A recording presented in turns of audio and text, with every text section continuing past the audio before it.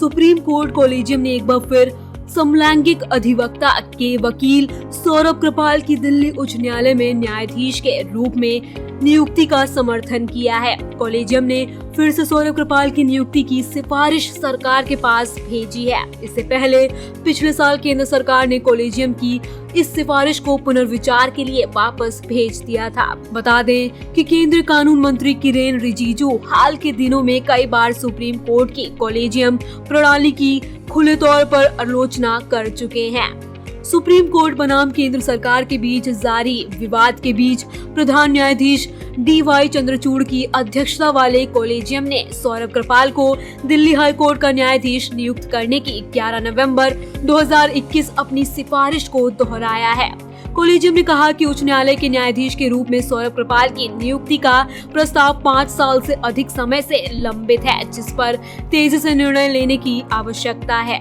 उच्चतम न्यायालय की वेबसाइट पर जारी एक बयान में कहा गया, इस पुष्टि भूमि में कॉलेजियम ने दिल्ली उच्च न्यायालय के न्यायाधीश के रूप में सौरभ कृपाल की नियुक्ति के लिए 11 नवंबर 2021 की अपनी सिफारिश को दोहराया है, जिस पर तेजी से निर्णय लेने की आवश्यकता है। इसमें कहा गया 13 अक्टूबर 2017 को दिल्ली उच्च न्यायालय के कॉलेजियम द्वारा सर्वसम्मति से की गई सिफारिश और 11 नवंबर 2021 को उच्चतम न्यायालय के कॉलेजियम द्वारा अनुमोदित इस सिफारिश को पुनर्विचार के लिए 25 नवंबर 2022 को हमारे पास वापस भेज दिया गया।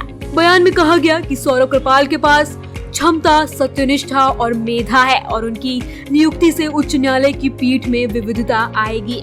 सौरभ देश के पूर्व प्रधान न्यायाधीश BN कृपाल के बेटे हैं। मार्च 2021 में दिल्ली हाई कोर्ट ने कृपाल को सीनियर एडवोकेट का दर्जा दिया। हाई कोर्ट के सभी 31 जजों में से लेकर सर्वसम्मति थी। केंद्र सरकार ने उनके समलैंगिक पार्टनर के विदेशी होने के आधार पर हाई कोर्ट के जज के तौर पर उनकी नियुक्ति के प्रस्ताव को लटकाया हुआ है। दरअसल जब कॉलेजियम ने इनके नाम की सिफारिश की थी, तब केंद्र सरकार ने कहा था कि उनका पार्टनर स्विस नागरिक है।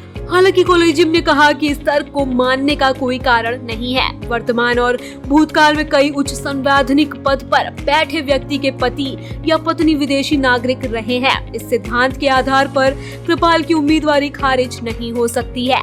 ऐसे में हम सौरभ कृपाल की हाई कोर्ट के जस्टिस के तौर पर नियुक्ति के लिए उनके नाम दोबारा केंद्र सरकार को भेजते हैं।